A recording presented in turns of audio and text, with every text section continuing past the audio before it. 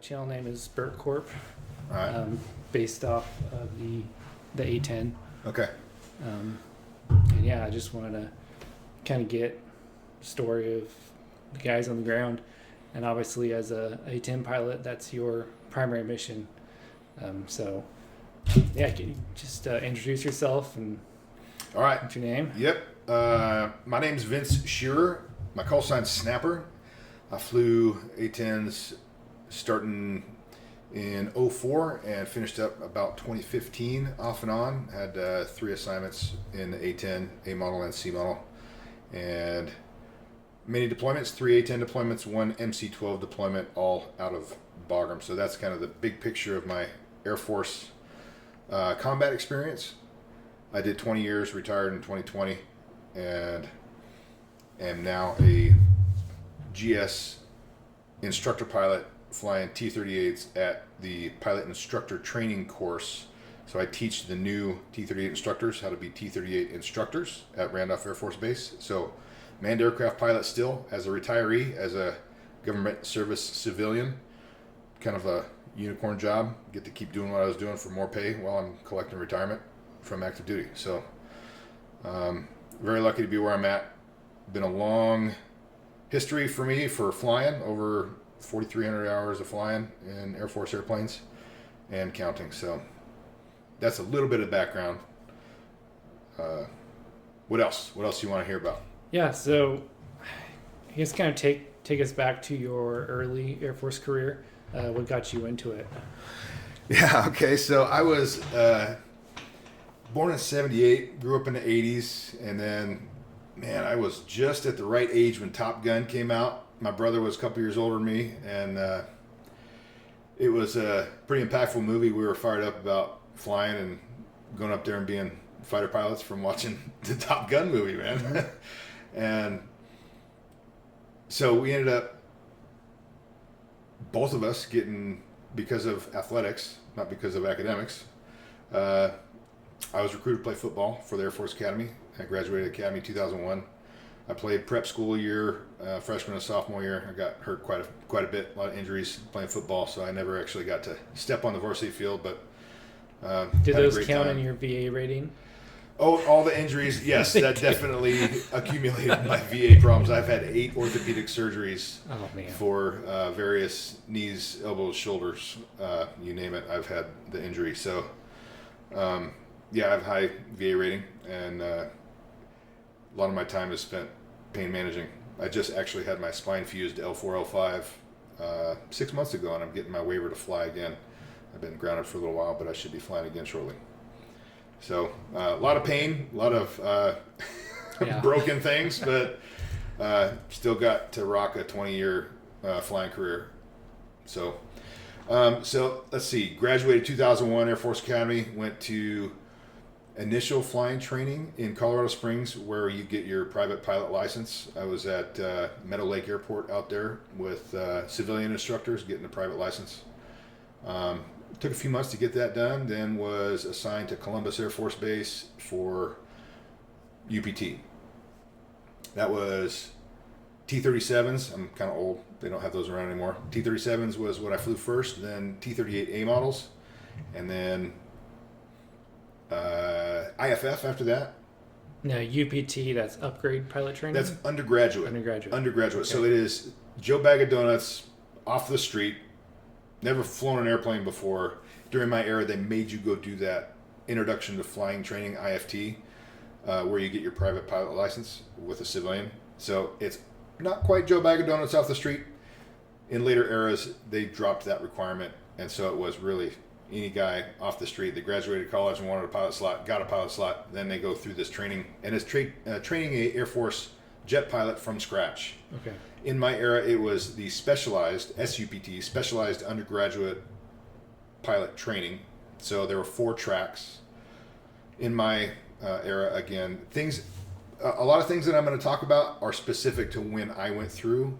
There are kind of ebbs and flows for what people want to be doing and what they choose as their most desirable path. The options for the pathway when I went through were 4. There was fighter bombers, there was heavies, there was C-130s, and there was helicopters. So it was 4 tracks in specialized. That's why it was specialized. 4 tracks, undergraduate pilot training. No wings. You go in. First is academics for about 6 weeks. That tends to cut 1 or 2 people out every other class or so. Then you go to second phase, which is flying the T-37 for my era. Now it's T-6s. That will get you into your specialization. So ground school, you got to pass the tests. Then second phase, T-37. And then depending on how you grade out against all of your classmates, you get into your specialization. So fighter bombers is usually the more skilled, highly motivated folks, more naturally gifted pilots, because flying a fast fighter is going to take a little bit more brain power. You got to work faster. People that maybe don't want to do that, maybe they go helicopters, maybe they go heavies. Heavies is a little bit more straightforward flying, not going upside down. You're not doing quick turning and tactical high-speed stuff. It's more of a mobility mindset. And C-130s is kind of a little bit in between, where it's still pretty slow, but they have some tactical stuff once in a while over there. So I ended up getting through to the T-38 track. The T-38 is what you fly for the fighter bomber track. The T-1 is what you flew for the heavy track. The T-41 is what you flew for the C-130 track. And the UH-1 at Fort Rucker, Alabama is where you went if you tracked into helicopters. So I got T-38s. And then assignment night came out. That was phase 3, was those 4 options. So once you finish phase 2 with the T-37, you go into one of those 4. Now phase 3, more people get washed out. People that can't quite make the T-38 track go into T-1s or whatever, or retrack into something that's maybe less challenging if needed. And then, so tracked into T-38s.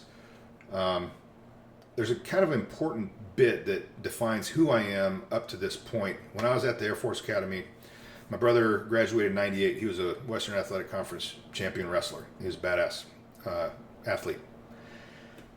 He went to Columbus for pilot training, and he was in a motorcycle accident right after his solo party. And he was drinking and driving at the solo party. Didn't make it home. Was in got a severe brain injury. Was in a coma for 6 months. Didn't know if he was going to live or die, but he was done with the Air Force. He was medically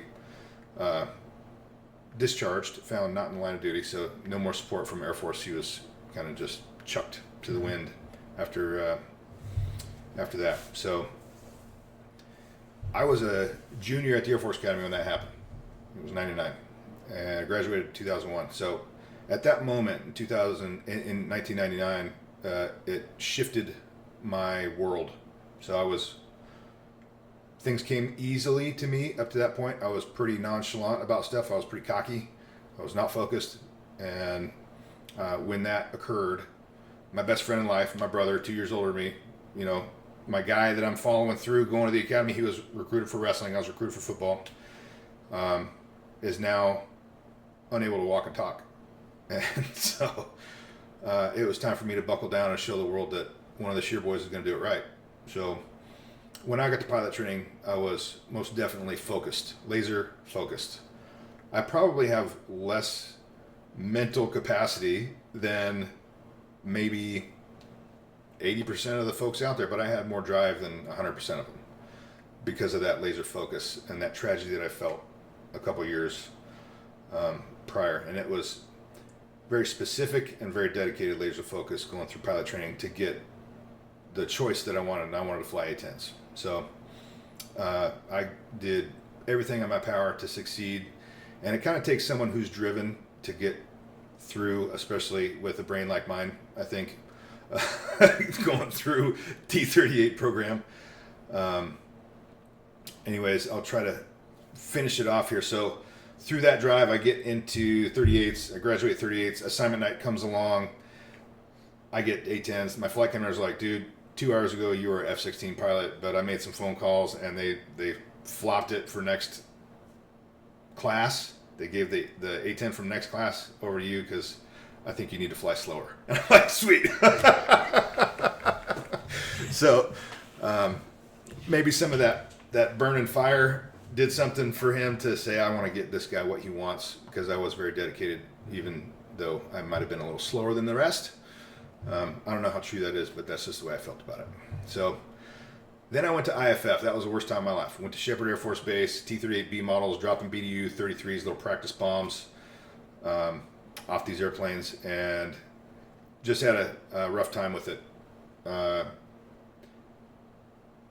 instructors were fear, ridicule, and sarcasm style was the mode of the day, so it wasn't very supportive, and so that was a tough time. I did persevere, made it through, hooked a couple of rides, one or two, I think, but I was not happy there.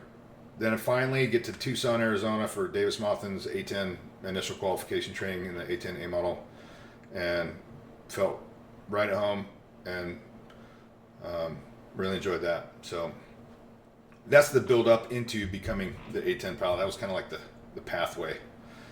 So where else do we want to go from there? So once you're qualified for A-10, where's your first assignment? Like, what was your first squadron? Yeah, Davis Mothin at that time had 3 units. There was the 357th, the Dragons, 358th, the Lobos. That was a training squadron I went through. I was a Lobo. And then my assignment out of there. What is Lobo? A Lobo, it's like a coyote, a lone wolf, coyote type of thing. It's wolf's head logo is a Lobo. And the 3rd unit at Davis Mothin is the 354th Fighter Squadron, the Bulldogs. I was assigned to the Bulldogs for my first assignment out of A-10 qualification training. Got my mission qualification with the Bulldogs, and we deployed with our squadron commander, Martha McSally. She is the first female squadron commander to go deploy in combat. Great commander, now former Senator McSally from Arizona. Mm-hmm. So she was a good commander, and we got to experience that first deployment. I got to experience that first deployment with her at the helm, and didn't get a lot of combat that time, but I gained a lot of SA. And what year was that? This is 04, 05. Okay. Yeah, I think it was September 04 to like March 05 or something like that. Okay. This is when Bagram was still the only runway, was the old Russian runway from the 80s. It was all messed up. It had cracks in it and stuff. We were operating out of the old Russian tower. There were mines everywhere on the base. There was no east side of the base. It was the plywood huts only. There was no shipping container billets like they had in later years. Like I said, I spent over 2 years of my life there in 4 separate deployments in 2 different airplanes. So my first one was 2004. My last one ended in the middle of 2014. So over a 10-year span, I spent 2 years, 20% of my time living at Bagram, flying airplanes. That first round at Bagram with the 354th, learned a lot about what was going on there, and this is where I recognized right away that our job was done. There was no good reason for us to continue to be there. And this is 2004. Yeah, right? When you reference 9/11, because that's the excuse that was given. That was the reason. Hey, we're going to go kick ass. We're never going to let terrorism, touch us again.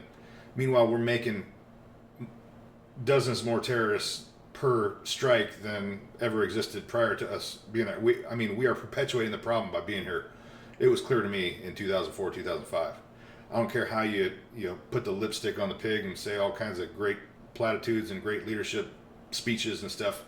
It was clear to a young first lieutenant A-10 pilot that this was to pay the contractors that are feeding us at the chow hall and that type of thing. So that was frustrating. We're getting rocketed. I'm spending hours and hours supporting guys that are getting chewed up on the ground. I mean, seeing a bunch of stuff. I saw guys get blasted with IEDs down there. We can't do anything about it. We were supporting the Army down there with units that had Afghan National Army embedded, that the comm problem with those guys was unsolvable. Like, they would roll up on a convoy. They were ANA embedded, Afghan National Army embedded with big Army, U.S. forces, going out there doing community engagement or whatever they're doing, or a resupply convoy to go to a FOB or something, Forward Operating Base, and they'd get ambushed. And then the ANA would all scatter and mix in with everyone. So even if you had two A-10s up to support, we can't get cleared hot because we don't have friendly battle tracking. All the ANA have scattered to the winds. Nobody knows where they are. And they have exited, so there were multiple times where that actually occurred when they were under a firefight and we could not shoot. All we could do is lay down rockets. So basically there was no way to distinguish between friend or foe, right? We could not get a positive location for all of our friendly forces. And so... Oh, so they're friendly forces, and now they're on the population. We have lost track of the Afghan National Army guys that are trying to now fight off this ambush from insurgents that have attacked them. So they were basically lone wolf themselves. They would have an inability to follow the protocol and training for the reaction to an ambush that the U.S. forces use in order to be able to use close air support as a tool. Yep. So it tied our hands. And so one of the biggest missions that I remember in my first deployment was, as a lieutenant, I'm doing this exact scenario. They get ambushed. The guys have all scattered to the winds. We're doing low passes for shows of force to try to make them stop shooting RPGs at our Humvees and vehicles, with minimal result. We're shooting rockets to make noise, but we're not really hitting anybody. Would they target you when you'd be going down for the show of force? They could probably take pot shots at us, but they did not really have capability for any surface to air stuff. They kind of tried to scare us that they would have man-portable surface to air missiles. But that wasn't usually reality. No, If anybody had a SA-7 in Afghanistan early years out there, it was more clout to have that than it would have been value for the person to use it against an airplane. The batteries were probably all dead.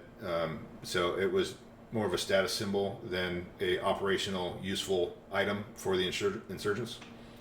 So we probably got ourselves a little bit more concerned about the surface to air threat than we needed to, because the numbers just never bore out to have actual surface to air fires to any substantial level. So it was a permissive environment, but we did continue to execute tactics as if they were able. So we're maintaining our due diligence to not be stupid and keep ourselves safe. But this particular mission on my first deployment, where we can't really bring weapons to bear to stop the fighting because the ANA have kind of intermingled with the bad guys. All I was able to do while lead is doing shows of force and trying to root around down low and keep them occupied and distracted, I go climb high and I start calling in medevac. So I started getting contact with the helicopters, giving them coordinates, doing rescort, kind of the Sandy role, combat search and rescue stuff. I was a CSAR Sandy guy at the time, so I kind of did my rescort inbound, and so that was an impactful one for me because we did have some casualties on the ground that I was able to use the A-10 platform to get quick turnaround and get some helicopters out there to pull those wounded out. And so that one was memorable for me to be able to do that.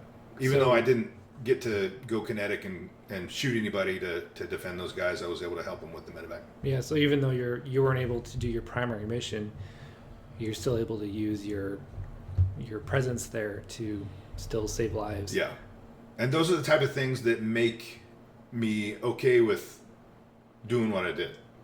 It's don't get me wrong, I am totally okay with what I did out there, but there's some stuff that I have some questions about, some cognitive dissonance. You asked about some of the missions out there. There's a distinction, I'll probably get into a couple more stories into this later, between what I call airborne assassin and close air support. It's not the official term, airborne assassin, but it is like time-sensitive target or high-value target. That whole process and who makes the decision on who gets popped is pretty opaque to the end user, especially in theater when the A-10 guy is out there doing on-call close air support, just running orbits, waiting for something to happen. When it's a troops in contact, that's when the A-10 guy is like, all right, we're defending the 18-year-old with the rifle. Let's do this. And if you're, wreaking havoc on the enemy, I mean, that's pretty clean mentally, because this is a battle that you are helping our folks win. But when it becomes the airborne assassin role, when you have a time-sensitive target and the nearest friendly to that person whom they've geolocated is 70 clicks away, and you are tasked with ending him and anyone that's near him, that becomes a problem for me. So there's a difference in how the A-10 was employed there, and that kind of parallels, that airborne assassin thing parallels a little bit with the Predator Reaper guys. And so I feel for those guys having to do that day in and day out, months at a time, instead of a 3-month go or a 6-month go. We had usually 3 to 6 month deployments, 6 month for active duty guys. So the Predator Reaper guys are home station, going into a box and controlling that from home, and then going to their wife at night, going to their spouse at night. Kind of a weird thing to mentally go from dropping weapons on a high value target to eating dinner with the family a couple hours later. Yeah, I think that's something like a good thing we can address later, because we're going to talk about that from a veteran perspective and the specifically the guys on the ground, but bringing that up from the pilot's perspective, right? You don't think about pilots having to process that mentally, but just like you said, like that is a real thing, and definitely having that black and white where you're supporting the troops who are engaged at a specific time, and who the bad guy is and why you have to take them out. Yeah. Versus getting called in to do that air assassin role and not knowing how to process that. So I think that's something we should come back to. Yeah. I probably am rambling and getting off the rails from your initial question. To be honest, I've never heard that air assassin phrase. It's a term that I kind of have thought about myself. I don't know that I've got it from anyone else. I may have, but airborne assassin. I think we should coin that right now. Okay. Like, just fuck the airborne assassin role. That's stupid. I mean, it's probably a great tool and has done a number of awesome things, but that is one of those things that I'm going to close the loop on that right now and not save for later, since I'm thinking about it. It would be great for me to find out, I'm ignorant to this process, what it would take to recall and get access to my mission reports, my misreps from my combat deployments. So the question would be, why are we keeping these things secret if they are? Is it available to declassify, and can we not redact it to the point where it's unintelligible, where you can't really decipher who was hit, why he was hit, so that I can kind of match a value to this versus all I know is I was told by some dude on a radio that came through the ether into my headset in my airplane, go kill this guy. I'm not going to tell you the backstory, but it's time to kill him. We found him, go kill him. And there's generally a level of collateral damage that goes with those. So that's the stuff that I have to put in my backpack, carry around for life without answered questions. So I am interested in maybe creating a process by which guys like me, I know there's more than just me, can go in, find mission reports, declassify stuff, ask for it, get it declassified, and maybe close the loop and unburden ourselves with the what the fuck problem. Maybe we'll get good answers. Maybe we'll get bad answers, and we'll say, we need to change the process, and we needed to have that not be a thing anymore. Because if we're keeping it secret because it's fucked up, that's a bad reason to keep it secret. If it's embarrassing to the United States because we're doing bad stuff, then that should be put out there as well, and we should knock it off. So that's my thought on the airborne assassin stuff. Yeah, I think that's a really important thing to, talk about. Something. Yeah. The conversation needs to be had. Yeah. Like, it can't just be thrown underneath the rug. Yeah. And it disappeared. Yeah, disappeared. A lot of the stuff that gets disappeared is under the guise of security and methods and so you're really gonna have to. One of the first things that you learn when you learn about classification is that nothing is supposed to be classified unless it's absolutely has to be classified, right? Like there's a threshold, there's a criteria that has to be met. Yeah. Where you can't just classify anything, and when it's not pertinent to national security, right? It has to be declassified. It's the law. Yeah. Would you say that we overclassify? Absolutely, 100%. Yeah. I would be surprised to hear anybody. Which is the irony when you go through classification 101. Yeah. That's the number one rule that they instill in you. Yeah. And yet we have overclassification. Yeah. So hopefully there's a pathway. Everybody, let's see if we can coalesce and get this done. Right. share your stories. Yes. Figure out a way to declassify those mission reports and figure out what went down. So kind of want to get into the relationship of the A-10 pilot to the soldiers on the ground. You said earlier that you had been part of that documentary, The Guys on the Ground. Yep. And you actually you're cut out of it because of the way that you said something. Yeah. Well, this is uncensored here. So, tell me a little bit about that relationship that you as pilots have, and why do they accept you guys? Yeah. Okay. So, fourth deployment, I was a singleton deployed. I didn't deploy with the whole unit like I had on the Bulldog deployments.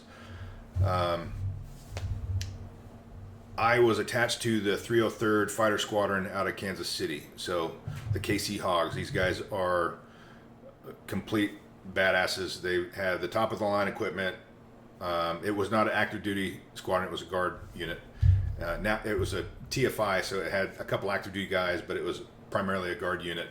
So they had the best equipment. They had better radios. They had one of the first units to get helmet mounted queuing. So we were C model with the helmet mounted queuing, the next level targeting pods, the next level radios. It was the most capable A-10 platform out there at the time. So I'll tell a little bit about the difference between my first deployment to the last one. Then I'll get into the Grunts in the Sky documentary that applied to this last deployment. I always tell people, flying the A-10 has always been a training environment that gets you focused on the 18-year-old with the rifle down there. That's what close air support is. We don't shoot the good guys. We effectively and quickly kill the bad guys and no longer allow them to threaten the dudes on the ground. That's what we are born and bred to do as an A-10 guy. And I took that very seriously to the max of my slow brain capability. I did the best I could. A models, 2004, close air support. You show up on station, you've got 4 stacks of paper maps on the dash that when you get tasked, you got, hey, 2, find which map it is. It's packet 3, number 5, So showing up to bombs on target in the A model during that era, no data link, no helmet mounted queuing, about 10 minutes from arrival to bombs on target, you're doing okay. In the C model, 2014, helmet mounted queuing, data link, we're able to talk to everybody in theater whenever. If you don't have bombs on target in about 30 seconds, if you've got good comm on the way in, if you got any drive at all, if you don't have bombs on target in 30 seconds, you're fucking up. So the efficiency of the killing machine that happened from 2004 to 2014 and how we managed laying waste to stuff in the C model A10 is pretty spectacular. And I got to deploy and employ the whole spectrum. So I feel like I hit the sweet spot with my career with timing. Timing's everything. I got to see the whole spectrum there. I was very lucky to work with the 303rd. They were going through a moment of uncertainty right then because Congress was trying to retire the A10 yet again during that time frame, and there was a big backlash with the guys on the ground. So this combat camera group that was deployed at the same time that we were out there in 2014. They're out there with the Army guys, with the JTACs, the Joint Terminal Attack Controllers. A JTAC is a guy who's an Air Force guy that goes and hangs out with the Army units that are traveling around doing their thing that Army does on the ground, the guys that we're supporting.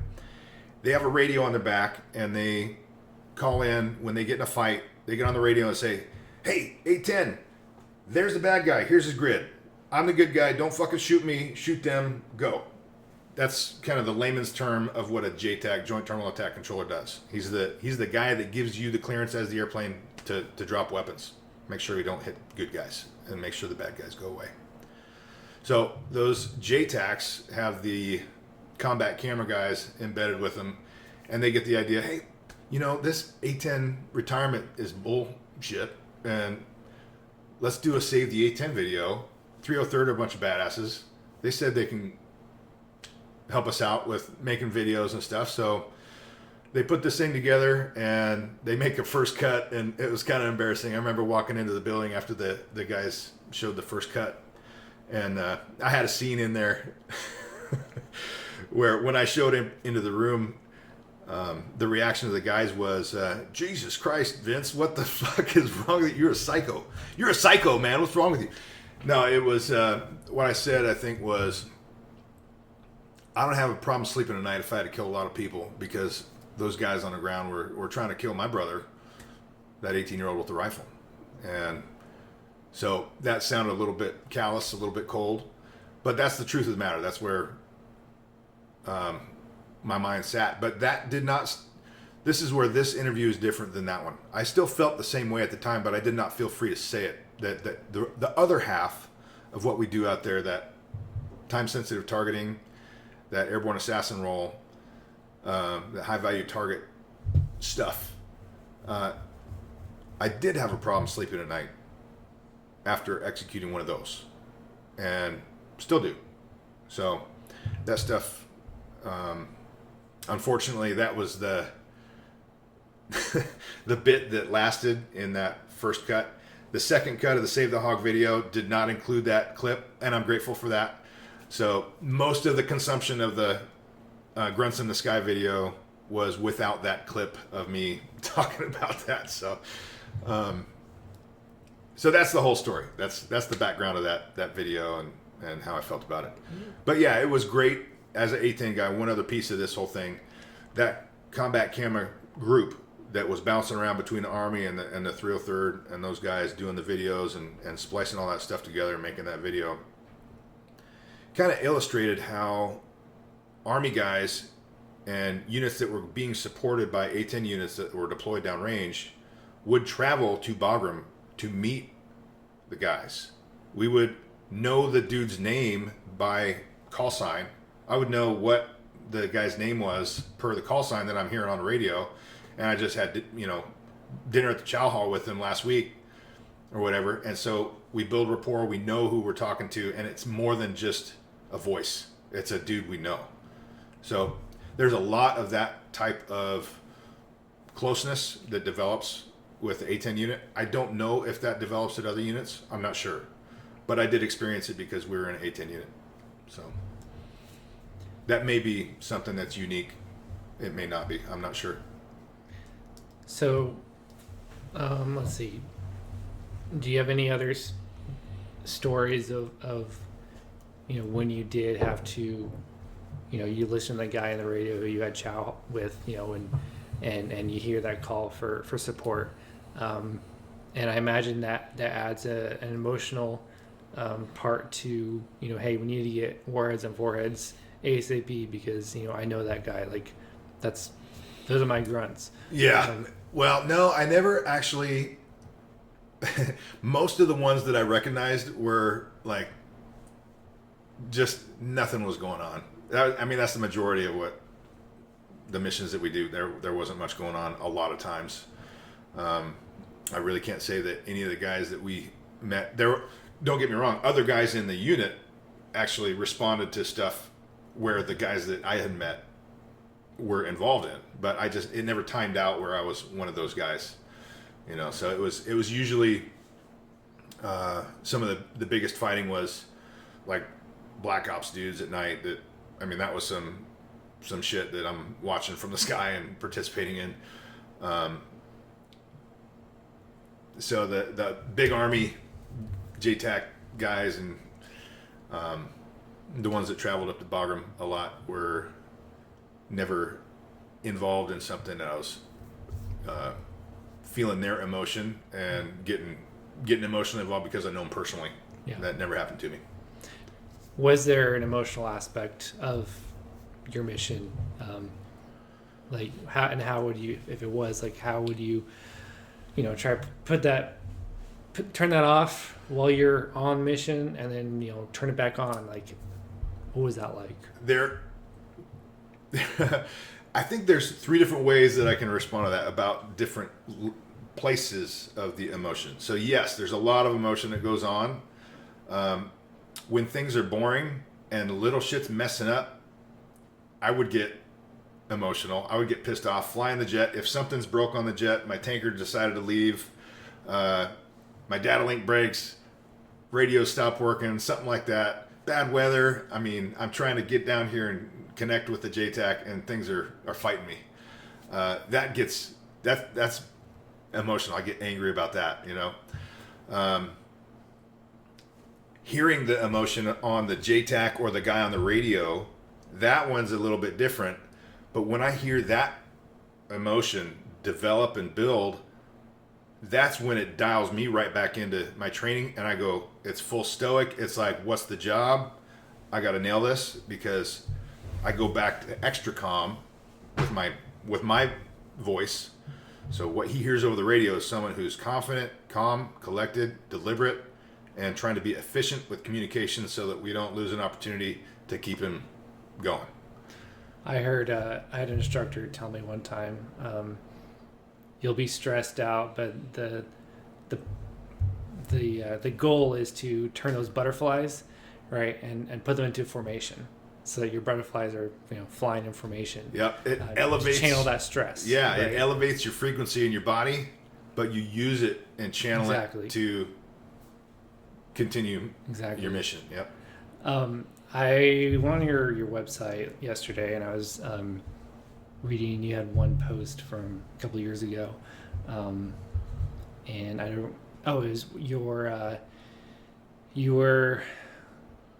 doing Overwatch, and then Was that the Danger Close story? I'm not sure if it's the Danger Close. It was one where your wingman had engine trouble. Or no, he had a gun malfunction. Yeah, that's the Danger Close. That's the Danger Close story on the website. Yeah. So this was the 303rd deployment, my last deployment, and we're down at the Dragon's Back. It's a place in Afghanistan just southwest of Kabul, just west of one of the main FOBs south of Kabul there, and there's known Taliban checkpoints that operate there frequently. So the guys from that nearest FOB commonly put convoys out and try to kick up action with the known Taliban in the area. And this is the MO for this support request that they put up. It was a recurring support request for their weekly or every couple of days convoy to contact. And this one definitely made contact, and they ended up getting kind of an ambush from multiple points at a choke point in some tree lines. And yeah, this was, I'm lead in a 2-ship of A-10s, and JTAC starts calling out friendly locations, and I'm not going to tell it as well as I wrote it. I mean, and it's been so many years, dude. So go to the website. What's your website? I'm not sure which one it's I'll on. have a It's link. either, it's, yeah. I'll have a link to your website. Get Better Every Day with Snapper, maybe? Or maybe it's therealsnapper.com. I can't remember. Yeah, but Which it's one? like it's the first story on there. Yeah. Um, Yeah, so the short part of it, the short story of it is there's definite emotion on the radio. These guys are getting effective fire hitting their vehicles, and so he's calling in really close attacks. It's danger close. These guys are really close on the tree lines, both sides of the convoy, and they start marking it with smoke. So I don't know if they got the little grenade M16 with a grenade launcher underneath it or whatever they're doing. I don't know what the weapon's called. I don't either. So they got their rifle with the grenade launcher on. They put some smoke in there. I'm like, all right, pop smoke for the enemy location. So they pop smoke. I'm talking back and forth with JTAC. I go, all right, here's the fighter to fighter. The fighter to fighter is me and my wingmen are going to do X. So me as a flight lead, I say we're going to be shooters, rockets, guns. So that means I'm going to roll in. I'm going to use Willie Pete, a white phosphorus rocket, to create a smoke plume. I'm going to use 2 of them, and it's going to make a stick length that the JTAC can look at and go, okay, go from first impact to the second impact, go 50 meters west. That's your target. It gives you a way to kind of reference the actual target. Or perfect hit, first smoke, hit first smoke, or hit the southern smoke, whatever. 2 is going to do guns on the correction from the JTAC, from my smoke marks. And we're not danger close yet. We're 1 tree line over, but the first pass on my wingman, he goes to, there's 2 detents in the A10 gun trigger system. So on the stick, I don't have a stick with me. 1 detent, 1 click, the airplane, whatever you have on the HUD that's looking through the HUD onto the ground, it takes that gun cross spot, and if you have good elevation data, which you should, that first detent will stick that gun cross on the ground and keep it steady. It'll move the flight control so that stays where it is. You can kind of use rudders or kind of push through it just to make a minor adjustment, but then once you know you're where you want to be, pull it to the second detent on that gun trigger, and the 7-barrel Gatling gun roars to life and decimates what's under that pipper. So, or the gun cross.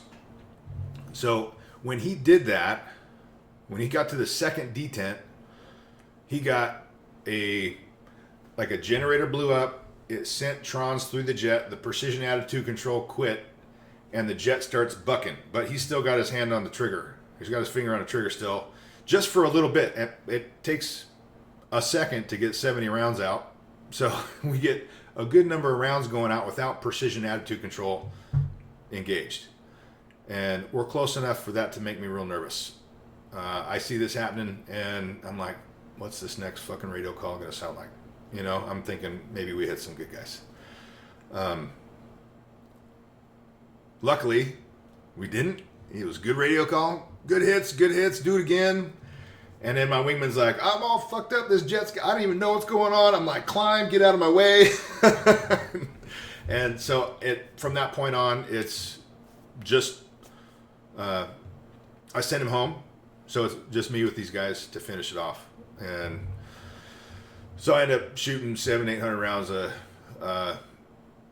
of 30 millimeter and a number of rockets to continue. And here's where it got funky.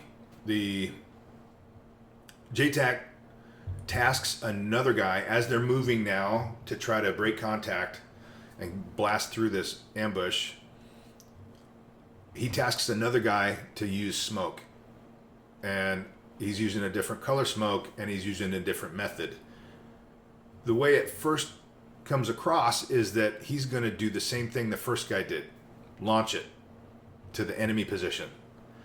And what the dude actually does, me and the JTAC, I think, believe that he's going to mark the enemy position with smoke. This time it is danger close, and we're talking 40, 50 meters of separation between good guys and bad guys. And through the development of my, just like the awareness of where the convoy was and where the trees were, as I rolled in on this last one, something didn't feel right. And I'm looking at the smoke and I'm like, I'm not shooting that. And I go back around, take another minute and a half, 2 minutes to clarify, and the dude marked friendlies when we had both intended on him marking the bad guy. So I attribute that to training, whatever it was. Just somebody in my A10 training up to that point had said, if it doesn't feel right, don't fucking do it. And don't get your fangs through the floor, as they say, where you're just, I want to do this, you know, I want to shoot so bad. And I was very glad that I didn't shoot. We cleared it up, and then the next pass, he was marking the bad guys instead of the friendly position, and no friendlies were hurt that day. They blew through, and no casualties. So that one was pretty slick. That's yeah. Danger close. Yeah. But that's also like, I mean, danger close for you. I mean, that's I mean, yeah, terrible. Yeah. So that was one of my most memorable missions. Yeah. So what's the future hold for close air support? Obviously the A10 is slotted to be retired. Yep. They keep sending them to the boneyard one after another. Yep. On my squadron back home, we're getting F-16s. So, you know, the one of the things about the A10 is its ability to loiter for, you know, multiple hours. Yeah. Right. So F-16 can't do that. Right. Nobody else can do that. So how do you perceive that's going to change not only the close air support, but also your search and rescue? Yeah. Right. What do you, from your experience? Well, that's really a complex solution. I think there will never be a tool that is the same as the A10. The A10 cannot last forever. It sucks that it's gone away. I think we could have made it last a lot longer, like the B-52. There has to be an end at some point. I don't agree that it should be now. I just attended the Bulldogs inactivation ceremony a month and a half ago. So that was kind of bittersweet to see that unit that I deployed with a couple times go away, be inactivated. The future of close air support, I hope there's going to be there's been some rumors that there's going to be an A10 unit that is kind of behind the door. That's going to be a special operations support unit. There may be zero truth to this at all, but I'm hoping that we do keep a core of A10 badassery out there to continue to be the most efficient way to end the lives of bad people across the globe. So I hope they keep that unit. Maybe they won't. Maybe they'll get rid of all of them. That to me would be a big part of keeping close air support alive if they do keep a core of one special operations A10 unit supporting SOF. The conventional close air support ticket is again being argued away because of 6th generation, 5th generation, whatever they want to call it. They think that warfare is going away from close air support, but we've learned this lesson before. It never does. Especially when we're doing the type of wars that we do, no country wants to really escalate into total war anymore, so it becomes a low grade where proxy wars, close air support's gonna freaking happen. Yeah. So there's a little bit of argument allowed for stuff like A-29 and those type of things carrying the torch for permissive environments. I think the A-29 would have been, decent in Afghanistan because there's no surface-to-air threat. Permissive meaning that there's no anti-air. Yeah.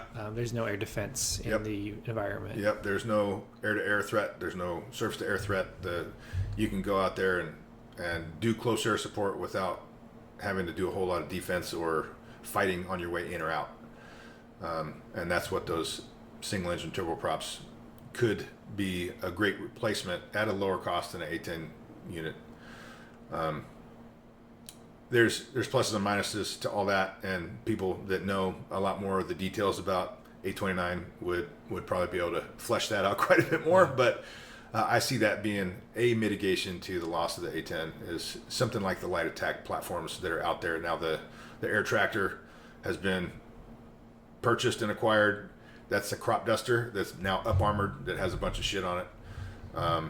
Terrible for close air support though. Low wing. Cockpit is right where you can't see shit underneath you. It's like the opposite visibility of an A-10.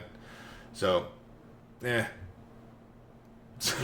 I think it'll only be answered by what's the next conflict. What kind of fight we get in? Right? Yeah, it's going to answer itself. Yeah. Yep. I guess it's an open-ended question. It's not going to be answered right now. Yep.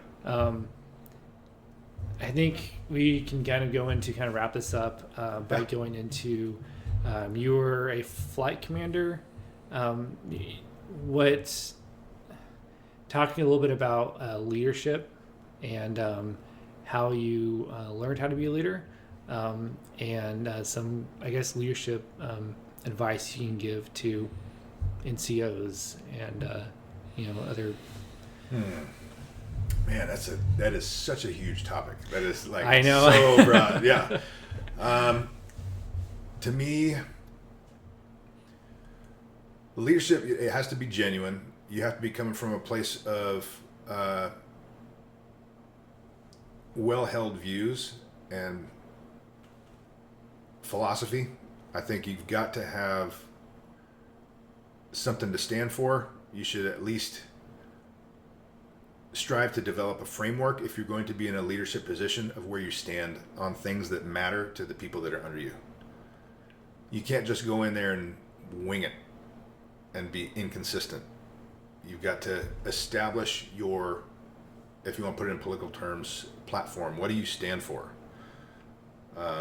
What kind of person are you going to be? What kind of things are you going to emulate? Because you've got to be consistent and you've got to really live it. To become a true leader, you've got to walk the walk.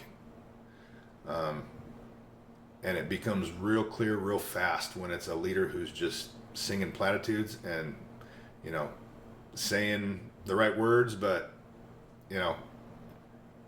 the next thing he does is step contrary to what he just told you to be, and that's not a leader. So to be a true leader, you have to know what you stand for and then act that way and make it visible. If you want to be a good, powerful leader that wants to spread this philosophy around that you've got to be visible and have people see you acting that way. So that's pretty unspecific, but I think that generally covers my thoughts on leadership. I enjoyed being a flight commander and trying to figure out how to wrangle guys that were motivated by different things than my at least self-perceived altruistic motives. They were maybe, from my point of view, a little bit more self-motivated than, the good of the whole of the company. I want my flight to operate well. I want everybody in there to be the best pilot they can be, and that's what I mean by the company. I'm not talking about Big Blue or trying to, ride on the coattails of some executive leader. I retired as a major. I always scoffed rank. It was about being true. And I don't want to say scoffed rank as if I was flippant or disrespectful to people, my superiors, but they had to prove it to me that they were worth their shit, or I would say, okay, copy. And so one of the things that I did to check what kind of leader they were, the lore of Robin Olds and the mustache. No, please. Okay, please Robin explain. Olds is one of the praised and lauded leaders of the Air Force history. He was a F-4 pilot. He was a triple ace. He flew in World War II. Vietnam, he was an ace multiple times. So in Vietnam, he was the wing commander at Ubon, Thailand, and he wore a way out of rigs mustache. And that has become the origins of Mustache March in the Air Force. It's kind of been co-opted by non-fighter pilots. So I needed to take it a step further to see who was going to... You had to get into something that was not widely accepted to figure out who was going to lose their shit over stuff that doesn't matter. So I would wear bald head, and I wish I had my sideburns right now, but it would be sideburns from the top of my ears all the way down to the bottom of my ear hole, just within regs, like just these patches of sideburns on my head. You'll probably see pictures of that, and if you look at my website, there's probably going to be something like that. And you could see like the senior enlisted at Davis Monthan had meetings about my fucking sideburns. I loved it. I'm like, you guys can chomp on this all you want. It's within the regs. The reg says it can't be faddish. Let's define the word fad. It's going to be a whole bunch of people doing something for style. I'm the only motherfucker doing this, so it's not a fad. So you can get over it. So I could identify someone who was stuck on shit that didn't matter by their reaction to my sideburns. So I wanted people to focus on things like being a good person, being good to the people around them, being good at their job, not being mean to people. We can do things well without being mean. And those are the type of things that I would strive to do as a leader. So to close this out, I kind of want to get into the veterans affairs, and we can kind of tie this back into one of our first things in our conversation about pilots and the air assassin, and I think on a broader sense, this gets into, it could get into politics. Obviously, I try to keep politics out of what I talk about, but there's still inherent issues and inherent problems with the establishment in the military, right? And so I think what's your, I guess let's kind of narrow it down to your experience from a pilot's perspective. Okay. With how do you deal with having done that air assassin role? How should other pilots, do you have advice for them, and even tying that into veterans, the grunts on the ground, like how do they deal with PTSD? Yep. So the broad stroke on this is, when we go do these wars, we are going to be asked to do awful things. We're going to kill, maim, we're going to see bodies torn apart, we're going to see the fear of death, and then the death happen, and we're going to see the family members agonize over what's happening. That's what a guy who gets in a firefight on the ground is potentially going to see in the worst case. Interestingly, most platforms don't get to see much of that, but in the A-10, when I'm using the gun, I get to see it. An example was one of these airborne assassin ones was two guys walking down a dirt road. I'm on the radio with the controller. He's like 80 clicks away. One of them goes off the dirt road to go take a shit. I call it the lucky shit. I'm like, which one am I tracking? He goes, stick with the one on the road. No fucking way he knows which one's which. There's no way. And then he goes, okay, cleared hot, take him out. The dude that took the lucky shit lived, but the guy that he said go, I was within 3/4 of a mile with my targeting pod on this guy when I sent 150 rounds of 30 millimeter high explosive through his body.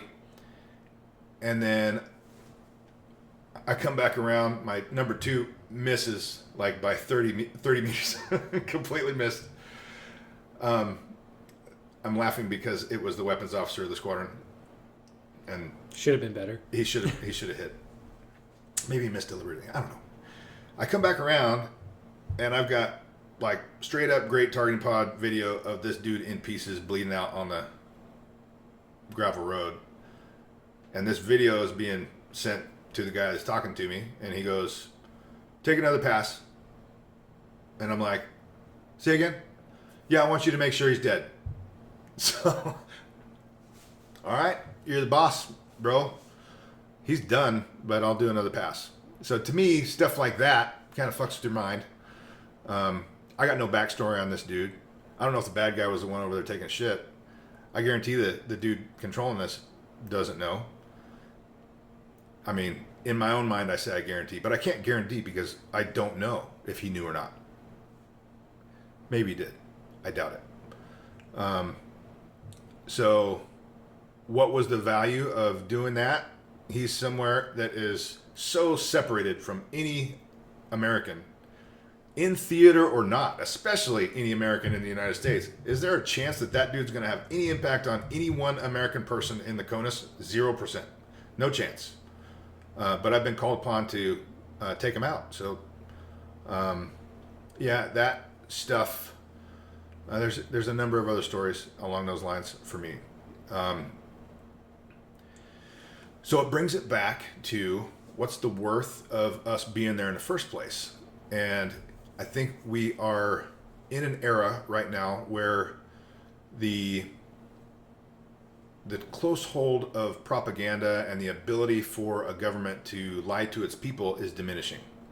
And the lack of thorough and legitimate purpose behind what we've been asked to do as a military is becoming more and more clear. The good thing here is this is where everybody gets doom and gloom. This is where everybody gets depressed. It sounds awful. America sucks. No, America doesn't suck. The United States is the greatest country in the world. We have problems because of the ebb and flow of society, but we have great people in this country who have fantastic intentions, who are very smart, who will be able to solve this problem of how do we deal with our massively changing information flow, our massively changing way we should do business to create the best society that we can under the construct of the Constitution that we vowed, that we swore an oath to support and defend. And so I have high hopes, and I'm not doom and gloom like some other people kind of make it feel. I have high hopes that we will find those really smart, really dedicated Americans that feel as strongly about the Constitution that I do. They may be smarter than me, probably a lot smarter than me, that can help coalesce with me and move forward into the next 20 years to make this shit better. We can identify the problems. We have fantastic tools now within all the technological things that are advancing. We can leverage those things in such a way that is a positive outcome versus this garbage that is so pervasive and easily seen. How internet search is garbage. Capitalism seems to be so corrupted that it's awful. Well, we can counter that. We can do better things. We can use our knowledge for good. And To those guys who have been tasked in the last 20 years or even now in the really like behind the curtain tasks that are going on now in Africa and stuff, we don't talk about it. There are people still killing folks around the globe in the name of the United States, for causes that we know nothing about, or is not socialized by any of the mass media. You have to dig to find it. We can do better than that. We should do better than that. We should hold our civilian leaders to account to ensure that they are not overclassifying, that they are presenting their argument in a exhaustive manner. You better prove to me why we're going to do this stuff. I'm very against a poorly planned and poor reason to go to war. All those guys that were in the GWAT over the last 20 years, I will say this is tough because I don't believe we were there for a good reason. That's what makes it tough for me. Our initial idea was good, but the rest of it kind of became a self-perpetuating system, the self-licking ice cream cone. The fact that we were there was the reason we were getting rocketed, which was the reason we were going out to do base defense and engage and get shot and shoot other people. So if we weren't there, none of that engagement would have happened. So it's like, if they could have just told us the truth, and here's my thought on Afghanistan. If they could have just said, hey, we need a presence out there to counter Iran and Russia. We need to put a whole bunch of shit out there to be right next to China, to influence Russia, and to be able to be looking at Iran. Why is that classified? Don't make that classified. It's not because Afghanistan's a threat to the United States, which you're fucking shoving down every grunt's throat. We're there to beat up the Taliban. What are they going to do to an American? They're deep in the mountains of Afghanistan. They're doing nothing. They have no threat to us. Prove the threat or tell the truth. We're there as a strategic placement. And that being said, the withdrawal from that strategic placement was really, really bad. I wrote that date on the calendar where the C-17 was dropping people off the external when we exited Afghanistan. It was absolutely the most disgraceful way to get out of there. What were you thinking when you were seeing that happen? I was thinking, how could we go so far away from logic in how we removed ourselves from there? How could the leadership make this decision? It was a decision made because it's too hard to do it right. It's too costly one way or another. It's going to cost too much money. It's going to take too much time. Invalid arguments. How should we exit that place? And it shouldn't be based on how are we going to prop up the government in that place. That's not the question. It's how do we manage the equipment, the people, the security of our environment, doing what they wanted us to focus on being OPSEC, secure. Don't, give any stuff to the enemy. Watch out what you're doing with your papers and your computer. The amount of shit that was left behind back there, full airplanes. It makes it like the leaders get to go, hey, you need to stop being so bad at this. Do better, and then you get in trouble if you don't turn in your parka after your enlistment. Yeah, it's just such a farce. They'll leave billions of dollars of equipment. Yeah, and that's just one aspect of it. There's tons of other angles that we could talk for hours on the exit of Afghanistan, but that one hurts me. That one's rough. So I'm glad we left, but damn, we could have done that better. So what do you do? Just to close this out, what do you do to process that to help get, you're talking about working to try to get answers. Yeah. Is that something that you're working on right now? I haven't got any project. This is just me thinking, man. I would love to understand the process by which we go in and declassify misrep. I think that could be cathartic for a lot of folks to really get a little bit more understanding. If there's no reason to have it classified, if the apparatus is available, if there's a way to do it, if we can shift our perspective on classification, how we do it, open up the aperture on Afghanistan. Hopefully that could be some catharsis for guys like me who have this black hole of knowledge, and I know what I did, but I don't know why.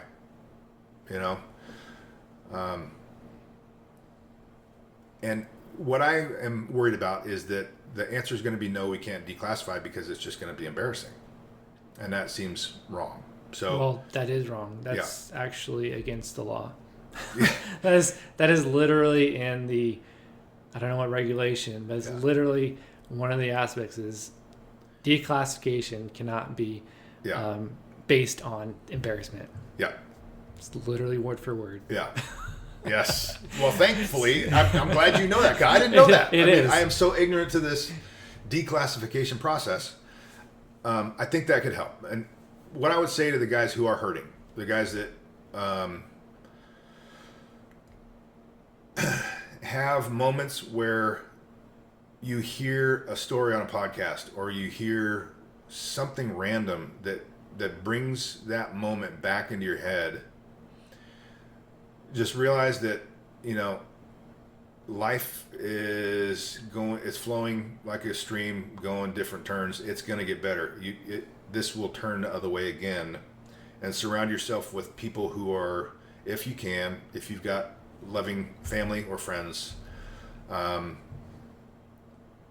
you've got to do a lot of work yourself. You got to become non-destructive in your reactions to things. To me, I thank my mom for instilling in me my initial reaction to something that hurts, that is I really fucked up, or this sucks, or this is going to be really hard. When I get challenged, I think, all right, I'm getting chin up, shoulders back, and I'm going to step right into this thing, and I'm going to push into this challenge, and I'm going to see how it sharpens me, because it's going to take something off of me, but I'm going to get better on the other side.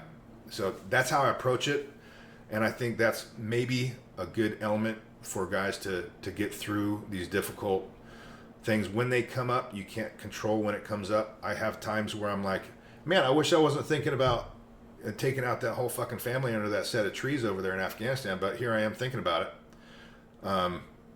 What's this doing for me right now? So it's tough. And I'm thankful for you being here, because this is the most I've brought out on it. And I think 10 years later, whatever it's been, I'm glad that my kids I haven't told these stories to my kids at all, but they'll get to see it on a video. And I think that's important. They'll get to know who I am a little bit. Another element of this for other guys watching is it's okay to have the stories. You didn't do anything wrong by doing what your country asked you to do. You did what you had to do. So let's figure out how to not have our country do this stuff this way anymore. That's what gives me the positive into the future outlook, is I think we can bring people together and hopefully not do this again for another 20-year war that we have veteran suicide left and right. I think what you said was important about finding someone, talking to someone, finding a way to, I think, get it out there. I think bringing it into the light of day will help, because other people will see, oh, hey, I'm not the only one dealing with this. Yeah. I want to say, watch out for bringing it to the light of day just for the sake of bringing it out. You don't need to let it define you. You've got to talk about what happened, but it's something that happened to you. It's not who you are. So don't ball up and continue to circle around with that. I say hello to that family I blew up every so often, but then they go away again, and I expect them to come back and revisit. But I move on with my life, and I don't get wrapped up, and I don't seek out bringing it out into the open so I can churn on it some more. I think that can get people into a bad loop, but don't push it away when it happens. So that, I think, is the healthy balance.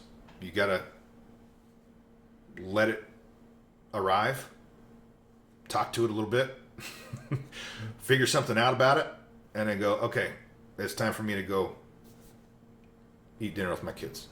Yeah. I'm gonna be done with this for now. Yeah. Yeah. We're all human. Yep. Awesome. Well, thanks for sharing and kind of being open about that. Hey, it's been good, man. Yeah. Appreciate Hopefully, I'll be able to see something come out here pretty soon. I'm looking forward to it, man. Yeah. All right. You don't remember your website, but do you have anything you want to shout out? You have a podcast. It's kind of a pause right now. Let's see. The Combat Story podcast was the one that I did a couple years back, where I've got some more of that story out there. I kind of probably tell some of the same stuff, so you don't want to hear me talk all that stuff again. But if you want to hear the story told a little bit better, he's got it broke up into chapters, and you can go into that one. And he's got a bunch of dudes on that podcast that are way more impressive than my resume. So I don't have much to shout out for myself. Okay. But maybe in the future I'll get there. Cool. All right. Appreciate it, brother. Okay, it's a wrap. Yep. Thanks, man.